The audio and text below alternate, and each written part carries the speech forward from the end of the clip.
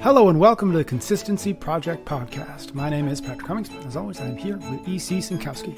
Every week on the show, we aim to simplify the science of nutrition, health, and fitness, cutting through the noise to focus on the principles and practices that will help you perform better, feel better, and live better. Thank you so very much for tuning into the show. Hello, E.C. Hey, how you doing? I'm doing great. This week, we're going to talk about insulin. We're going to explore what insulin is, how it functions in our bodies, and how to reverse resistance to it. So, as we often do, and especially with these ones where there are like terms that I'm like, oh yeah, I know what insulin is, but really secretly, I hope nobody asks me what it is. What is insulin? Let's get that on the table. Yeah, I sort of thought, okay, maybe we could start this one with defining insulin resistance, but I think we then you remembered you're talking to me and you're like, he's just going to be confused. We have to take a step back even from that, right? Like, hey, wait, what's just insulin? So in prior podcasts, I've talked about insulin as a storage hormone, which I do think is a really useful way to think about it. And thinking about it as a storage hormone is certainly different than just thinking about it as a hormone that manages blood sugar, which I think is the more common way that people think about it. And insulin certainly does manage blood sugar, but it does have other functions and roles, which I think gets overlooked when you think about it in just this blood sugar way. I mean, as an example, insulin allows cells to take up the amino acids to build proteins, and really relevant to the topic that we're going to talk about today, its presence also controls whether fat is being held or released from fat cells. And so what happens is after you eat, carbs and proteins stimulate the beta cells of the pancreas to release insulin. And this is what allow your liver, your muscle, and fat cells to take up the nutrients. And of course, this function does include what I already mentioned, managing blood sugar. So insulin will attach to an insulin receptor, and this signals a glucose channel to open up and let the glucose in. So glucose that was in circulation is now pushed into the cells and blood sugar decreases. Voila, we have insulin managing blood sugar. Now, as a side note, this is also how amino acids would get into cells, but fat doesn't need insulin to move into the cells. It can just move in without it. Now, what you also need to know is what else is happening when insulin goes up besides that, as kind of what I started with at the beginning of the conversation. So before you started eating, the body needed to make sure that there was always energy present for basic functions, having a heartbeat, breathing, all of that basic stuff. And so during these non-eating times, your liver is constantly pumping out glucose to be sure we have that energy supply for your heartbeat, etc. Also, during those non-eating times, your fat cells are breaking down the fat molecules into smaller pieces, which is essentially becomes a glucose molecule as well as smaller fatty acid molecules. And those molecules are being released into circulation again for energy. And so that's where our energy is coming from when we haven't just eaten. And so after you eat and you flood the system with all of this energy from food, insulin goes up. And again, it not only helps store the protein and the carbs into cells, but it also will tell the liver, hey, stop pumping out that glucose into circulation that you were doing before we started eating. And it also tells the fat cells, hey, stop pumping out the glucose and fatty acids into circulation because we've got all this energy around from the food. We don't need those organs to be releasing those energy. So it's really switching the body into this storage mode, not the mobilization mode, as we talked about, which happens more with cortisol. And this kind of process of insulin and storage mode really does happen over a couple hours after a meal in a kind of a classic situation. So you don't want to think about this as like, I ate a hamburger, 5 minutes later, insulin goes up and then it goes right back down. It's a longer process that takes some time to shuttle all these nutrients and to kind of stop the liver and the fat from releasing energy into circulation. Okay, so that's insulin. What then is insulin resistance? Yes, now we're on to the second one. So really broad way to think about it, surface level, all of those processes I just described don't occur quite like they should when you are insulin resistant, right? So insulin is present, but the body is now resistant to its normal action. So there can be resistance to insulin signaling at the level of a cell receptor. So where the same amount of insulin wouldn't trigger the same amount of receptors being present. And so if we have less receptors present, then less glucose is going to get taken up into the cell. The result of that would be then we have glucose staying longer and longer in circulation. There can also be resistance to insulin signaling at the level of the liver, meaning the same amount of insulin does not suppress the liver from pumping out glucose. So insulin goes up after you ate, but the liver keeps adding more and more of that glucose as it was doing before you ate And therefore, again, we still have more glucose in circulation than ideal. There can also be resistance to insulin signaling at the level of the fat cells. So again, instead of what should happen where insulin would trap the fat or stop the fat from coming out of the cells, when they are insulin resistant, you can think about it as the fat cells don't sense that insulin there. And so they keep pumping out the glucose and the fatty acids that they've been broken down into circulation. So the system keeps getting flooded with energy after a meal because these cells aren't sensing or are now resistant to insulin. Basically, storage isn't working anymore. Insulin is not effectively driving storage of the glucose molecules into the muscle and fat cells. It's not preventing the liver from releasing energy, and it's also not preventing the fat cells from releasing energy. And so it's really a way to think about it as like the cells almost don't see the insulin around. That what causes that sort of, quote unquote blindness? How does a person get to that point? And then what is the harm of it, presuming that there is harm of that? Totally. Yeah. Insulin resistance is definitely at the core of a lot of our chronic diseases. So certainly harm. There's many proposed mechanisms for how insulin resistance really develops on a molecular level. And of course, more research needs to be done.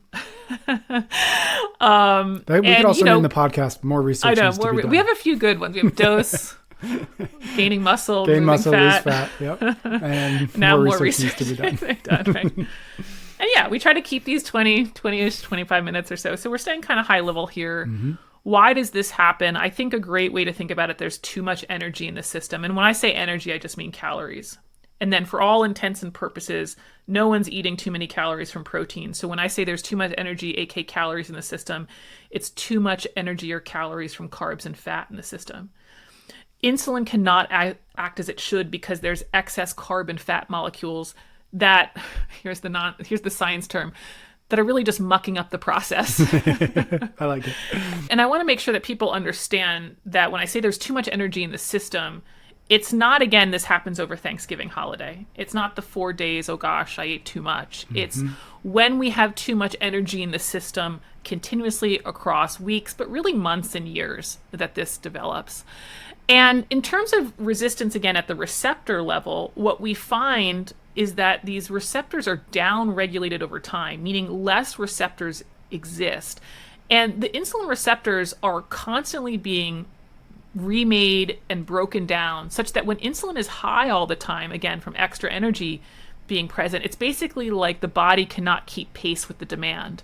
And so that process of remaking them and breaking them down isn't able to keep up with all of the signal of, gosh, we've got so much energy here. So there's less receptors, therefore less insulin is, quote, seen. And then, of course, there we have less glucose absorbed into the cells, more fat is broken down, etc. Quantity also affects signaling even when insulin does get attached to the receptor. So I think what's hard about some of this stuff is when we explain the science, I'll say things like, okay, insulin helps cells take up glucose. It sounds like I'm talking about two different molecules and, okay, it's just insulin present and there's just a glucose molecule.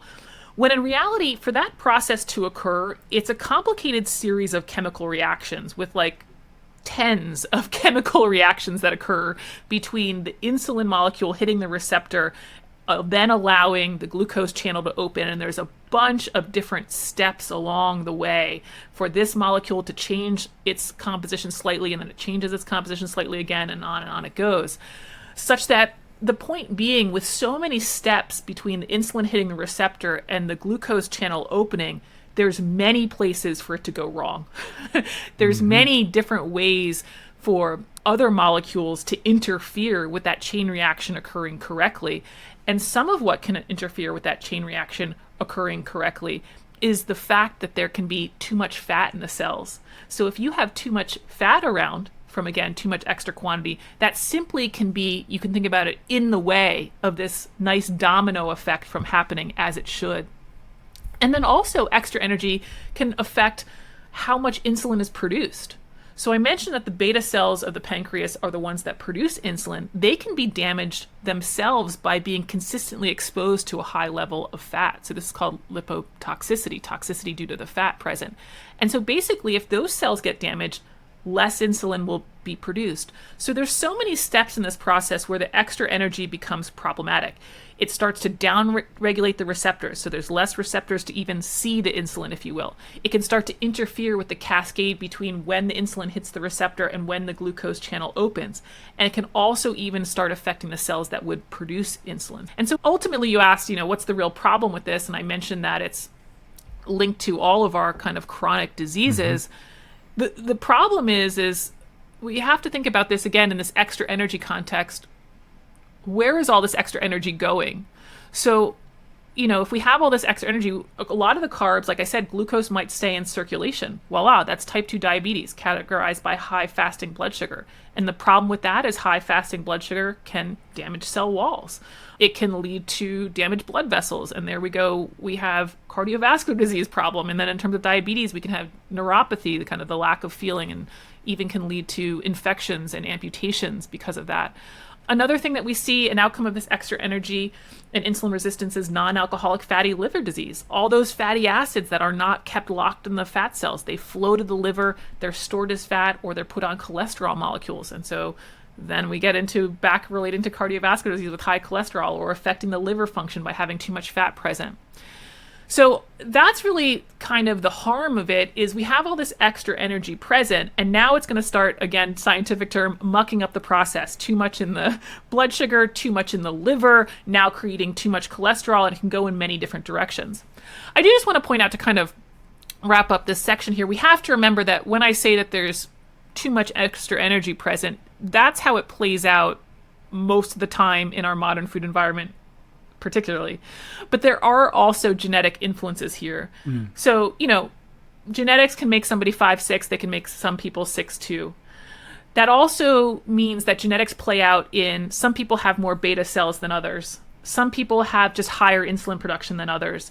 Every step of the process that I mentioned, there's going to be a range of possible genetic outcomes, such that someone's genetics might be they naturally produce low levels of insulin and they naturally have very few insulin receptors. That person is way, way, way more likely to become insulin resistant regardless of the diet. And so we find that I think it's about 15% of type 2 diabetics are normal weight. Now, you could think about it still as they have extra energy present because it's just relative to their genetic capacity of their signaling system to handle it, but it's not extra energy in the sense that they gain weight. So I like this extra energy analogy, but I also think that we have to be aware that in some cases it's not necessarily that the person has been eating to excess in terms of their weight, but there are some genetic cases where it's just literally a kind of a failure of the signaling side of things. Got it. Is the insulin sensitivity or the resistance, is that diagnosable? Is there a way to know if you are one of those things? And is that useful? I imagine it would be, but is it useful to actually know, like, yes, no, light switch on or off, you are sensitive or you are resistant? Am I insulin sensitive? I mean, I think that's a lot of what's out there in social media, is people want to know, am I insulin resistant? Am I insulin sensitive? And we actually don't really test for that, at least in the general population. The gold standard test for insulin sensitivity is something called a hyperinsulinemic euglycemic clamp. Basically, it measures how well your tissues absorb glucose in the presence of insulin. So your system's flooded with insulin, and it's watching how much glucose is taken up by your cells. The problem with this test, while it is a quite good test, it's really involved to set up, which makes it way too expensive and time-consuming for the general population.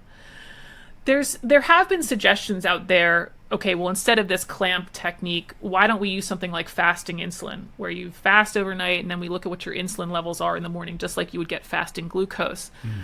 And, theoretically, your fasting insulin should be low because you aren't eating.